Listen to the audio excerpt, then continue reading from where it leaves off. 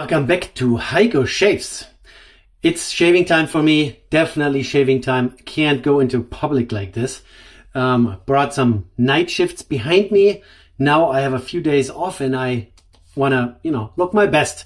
So I decided to do another shave, and I've gotten so many items from you guys, from my supporters, that I'm already losing track of who sent me what. I'm pretty sure this Taylor of Old Bond Street, the German Street Collection shaving cream for sensitive skin, is from Boosted Bliss Mark V GTI. That's his screen name. And we're going to use this today. So this is a new shaving cream. Yeah, it's a shaving cream, not a soap. It's not a hard soap. Oop, the lid's falling apart. So it's a relatively kind of a medium soft shaving cream. Since I don't have a aftershave that matches this, I figured let's just use something random on top of this shaving cream here. Taylor of Old Bond Street, established in 1854. So this is definitely a very traditional product. 150 gram container here. This is quite a chunk. So you get a lot of shave out of this.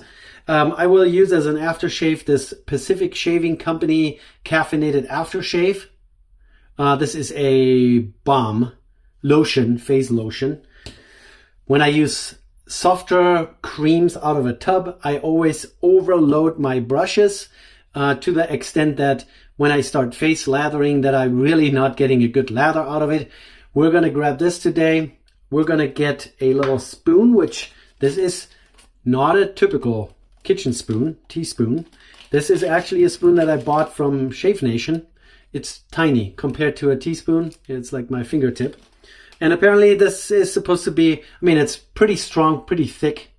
It's the perfect amount to take out of your shave cream containers. So we're just gonna go in here and grab a spoonful.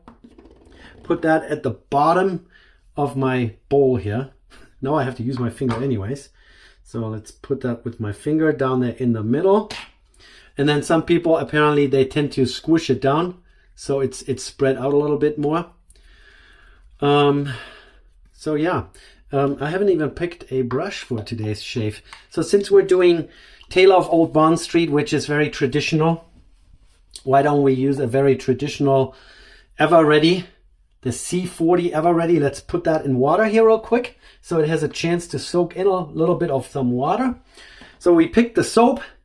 We have the aftershave ready to go. We have a brush soaking. Now we just need to figure out what kind of razor to use. And I have a razor here that I have not used on the program yet, which is a Schick, made in the United States.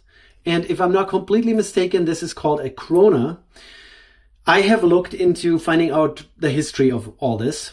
The Krona apparently was made between 1965 and 1977, and they had a few different versions. So this one here is the one with a silver tip, and they had a short and a longer version, and I don't know if this is the short or the long. Then also they had the same, just with a black plastic knob down here, and that was in the later years, I guess. And they do have a lot of markings on here. So on the back side, let me hold it right side up. So on the back side here, I don't know if it's coming through, it says Schick, and then on the other side it says made in USA, and there is also some number coding on there, a 12M5, but apparently nobody out there has records of what that actually means. There are a few forums where guys have tried to collect all the different versions and all the different pictures of advertisements and whatnot. So they have a little bit of a rough idea which model came out when was it the short and when was it the long tip version and when was it plastic. And they also have started collecting the numbering codes to kind of try to decode it. But apparently the Schick company never really kept records of it, so nobody knows exactly. I couldn't tell you when this was made. The numbers really don't make any sense to me, and I didn't want to spend hours on researching this. I only know it's between 65 and 77, so definitely vintage. It's very reminiscent of, the Gillette razors of the day, the twist to opens, the super speeds, the neck razor that had a plastic handle looks a little different, and the twist to open was up here. But So Schick, competition made in the United States, competition to Gillette. And we are going to use a, what kind of blade are we going to use? Let's see. Let me take a look real quick. So I just looked into my blade drawer here down below my sink. I have tons of different blades, and that's due to you guys, because I've gotten care packages with lots of different versions and different brands. And but I looked. I don't know, did Schick never make their own razor blades? Because I don't have a single Schick razor blade. I decided to go with a big is, this one here is a big chrome platinum. It came to me as an individual blade, but I think, let's pull it out. It's the same as these ones here, made in Greece, I want to say. So we're going to try one of those in a Schick razor, and we'll see how that works out. How about that? So let's put the blade in here. Twist to open is always very easy to load. This one here is not the prettiest. I haven't tried to really polish it yet. Let's see. So the blade definitely has a little bit of some play in here. Especially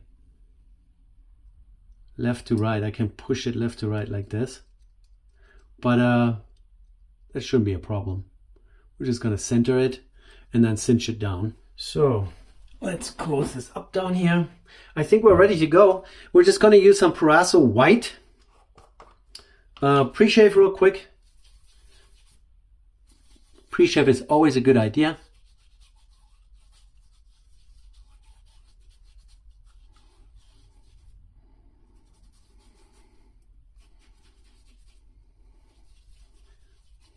This here is 3 days growth. So this Vintage Schick Razor is gonna have its work cut out for it. And a big blade from Greece, apparently. So pre-shave is on. Let's just get the brush out of the water. Squeeze that out a little bit. Let's get the whiskers wet on top of the pre-shave here. And yeah, for the first time, we're not going directly into the soap or cream container. We're going to close this up, and instead we're going to grab my shave bowl here by Live Ben. I've seen this same model a few times on different web pages, so just look around what you like.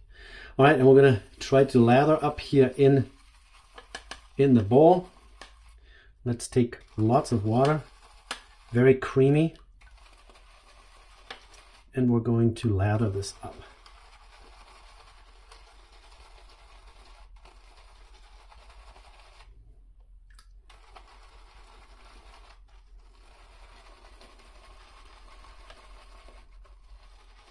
Going pretty well.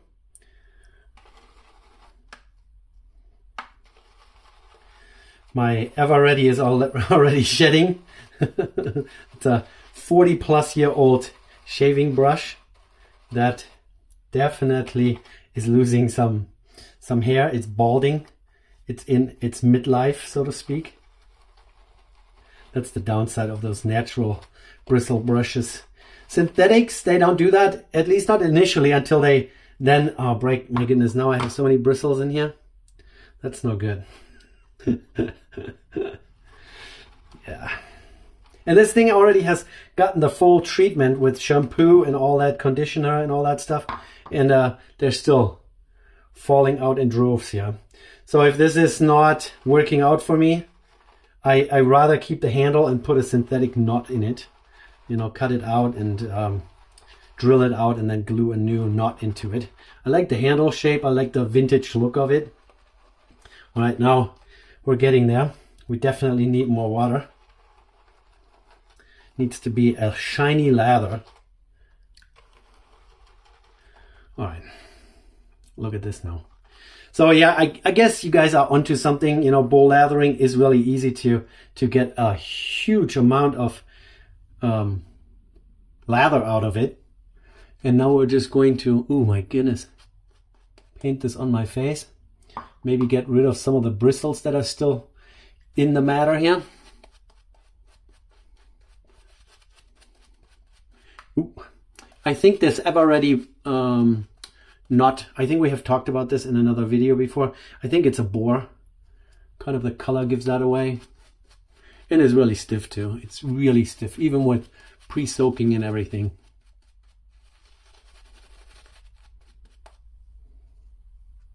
And the bristles are just everywhere. So not super happy about that.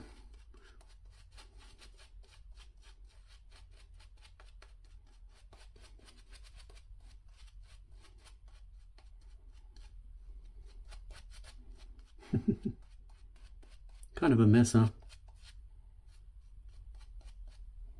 And the bristles are just falling out.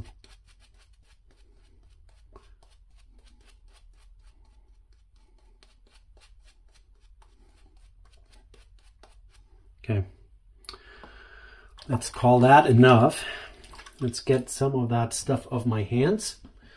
And now the Krona Schick with a big blade from Greece. Let's do it. First pass. Oh yeah. Not a super mild razor. There's a significant amount of blade feel. But I think we have already established that if you have some growth in your face, the first pass will always feel a little bit rougher.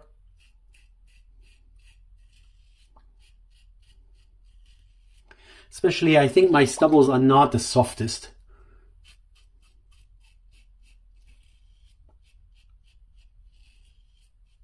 It does tug a little bit, so that might be different if I would have chosen a feather blade, for example.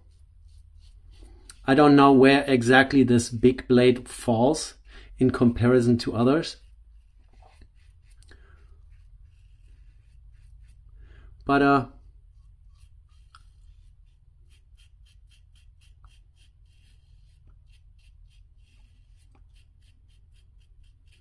ultimately, I think it's doing the job. It's definitely taking stuff off. So we're not clean, by far not. You can still see stubbles here. But I think we're going to get there.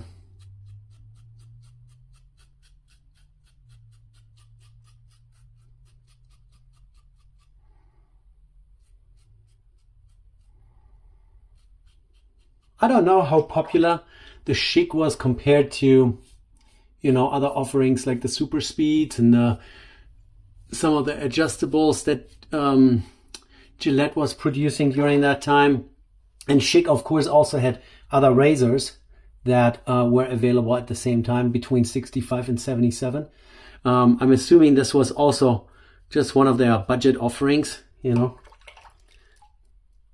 All right, so let's just, yeah, there is lots of stubbles left, but 3-day growth, especially here in my goatee section, is really dense.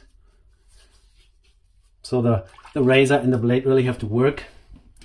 Okay, let's dip in here one more time, get a little bit more, and bring it into my face.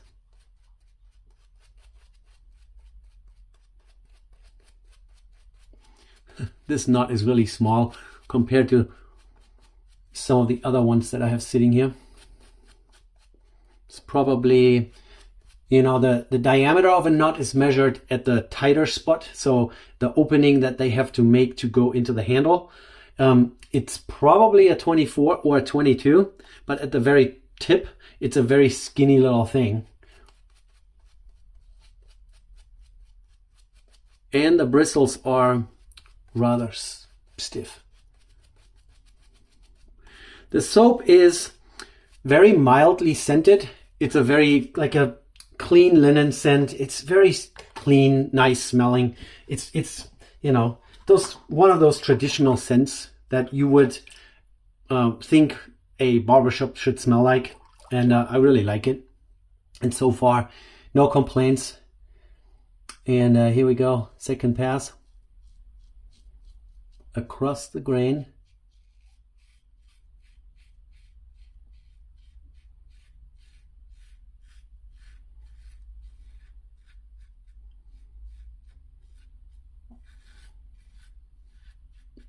And immediately the feel is completely different, you know, since there is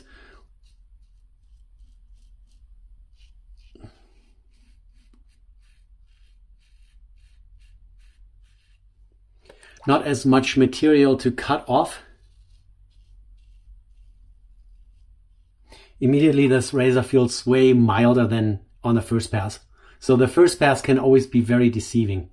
And just looking at it, yeah, the blade exposure is not very large. The blade gap, yeah, it's a pretty decent blade gap there. But overall,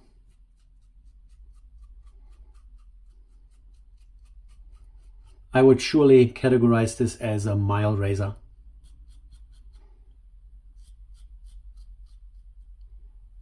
They must have made a metric ton of those because you can find them everywhere. They are all over eBay.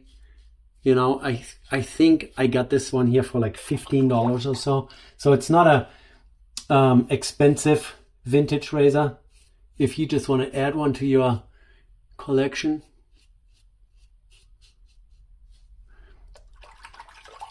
It's very inexpensive and you can find them in really nice shape too.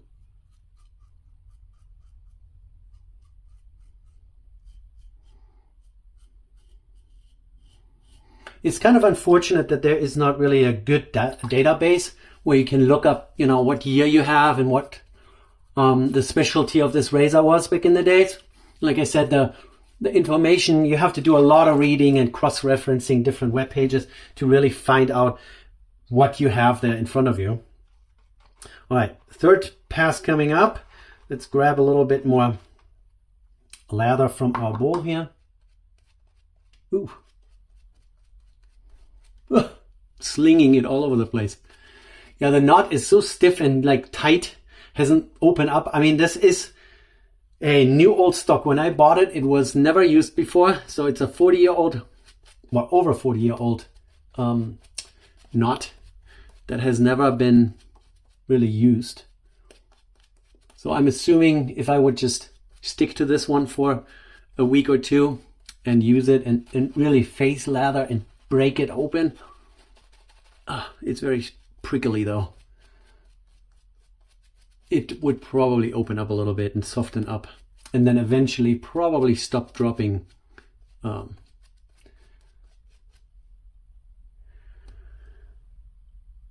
dropping its hair, its fur. But that's okay, that's okay. We're going to make it. So, Krona Schick last pass against the grain. And like I said, this is, yeah, there is another hair from our knot. It is a mild razor. And if you are the guy like me,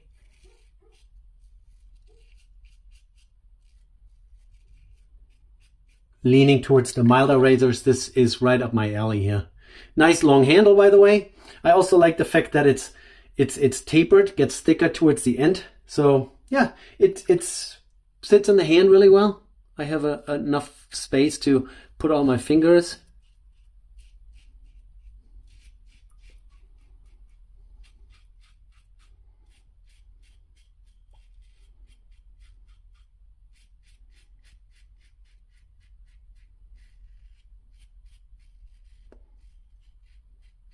And the Tailor of Old Bond Street shaving cream for sensitive skin. And yeah, that is very good. It feels very good. It leaves behind quite a bit of residual slickness. Tailor of Old Bond Street is one of those names. It's been around. You can get it almost anywhere online, Amazon, they all sell it. And it's actually a company from London, you know, so their headquarters here, made in England. It's 74, yeah, I'm not sure if I'm pronouncing this correctly, German Street. It's not G at the end, it's a J. Jermyn Street in St. James, London. And all their stuff apparently is still made in England. So that's a good thing.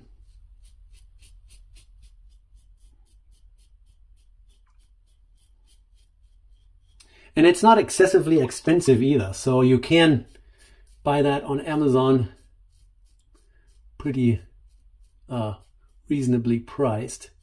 So I can put a link down below for you guys, you know, an Amazon link for you if you want to pick it up. This is kind of the smell, you know. I don't know what my grandfather used as an aftershave. He always shaved with an electric razor, if I remember that correctly. So he wouldn't have used that. But if you had a grandfather that used shaving cream and a brush and a double-edged safety razor, this would be one of those scents.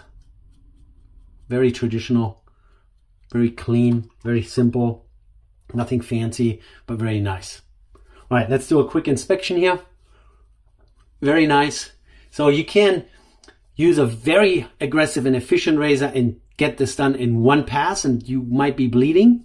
Or you can take a mild razor like this one or any of the super speeds and you can get a smooth shave in 3 passes.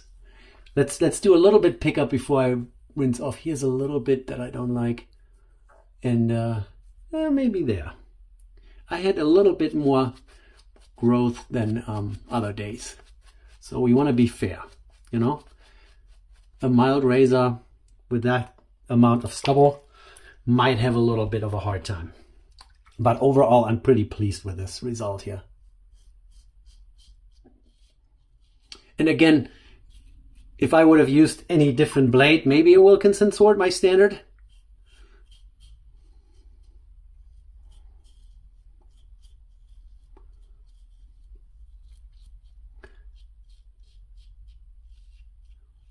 Someone told me Wilkinson sword blades are not made in Germany anymore and they're now made in the Czech Republic, but I looked at my package and it says made in Germany, clearly. Or was it the Merkur blades? That is also possible, but I have a package down here of Merkur blades. Let's see if I find it real quick. Here's Merkur, and for comparison's sake, oh yeah, that's dumb. I have to take the entire box out. Wilkinson Sword. GmbH Schützenstraße 110 Solingen. There's some German for you. Yeah, German address. It really doesn't say where it's made. You know, putting a business address on there doesn't necessarily mean it was made there. Can't tell you. And I just noticed that the Merkur package also doesn't say where it was made. That's very unfortunate. So yeah, it's possible. They're all, you know, reconsolidating their factories. You guys heard about the Gillette production in St. Petersburg, Russia, that they might be stopping production there until further notice. Who knows? All right, guys, let me rinse off.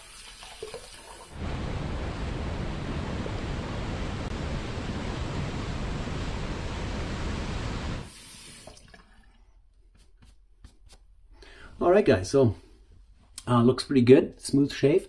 The soap left lots of residual slickness, so it takes a little while to wash off, which is always good. That's a good sign. That's the type of soap you want. And that is a characteristic of a shave cream or a proper soap that most of the canned foam, shaving foam, like a Barbasol, cannot replicate really well. They all are foamy and they give you cushion, but they are usually, when it comes down to it, down to the skin, very dry and no slickness whatsoever. But I know a lot of you guys still use canned foam on a daily basis because you don't want to lather up every day, and I totally understand that. Some people have told me to mix Barbasol and Cremo. Cremo, where's my Cremo? It doesn't matter. Like a tube shaving cream and that mixed together apparently makes a very good, you know, easy to use product in your face. But the Tailor of Old Bond Street that we tried out today, thanks again, Boosted Bliss Mark V GTI. Thanks for sending this to me. A very nice shaving cream. Gave us a really nice result, and I'm now presentable. And the Schick Krona, yeah, that's definitely a recommendation. You know, if you can find a nice one, add it to your collection, 15 bucks or so, and then you have another razor to try out. And yeah, it is on the milder side. So let's try out this caffeinated aftershave and daily face lotion.